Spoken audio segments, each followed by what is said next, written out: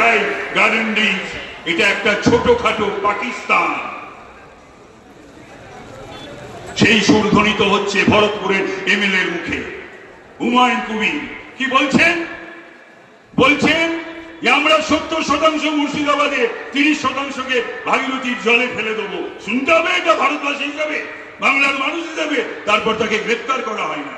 আমি রাজাবাজারে যখন প্রচারে যাচ্ছি, সেখানে বলা হচ্ছে আমাকে কসাই মহল্লায় মুসলিম মহল্লা মে ঘুষা কিউ। এর আগে 12টা নির্বাচন আমি লড়েছি, এটা আমার 13th ইলেকশন। আমি কন্টেস্ট করছি, কিন্তু কখনো একথা শুনিনি। তাই আমি আমার বক্তব্য আর দীর্ঘ করব না। আমি শুধু আপনাদের বলবো, আপনারা সবাই আমাকে জানেন, চেনেন, ছোটবেলার থেকে দেখেছেন। এই স্কুলে পড়াশোনা করতাম, পাশেই থাকি। আপনারা এই যে 1 জুন, এই 1 জুনে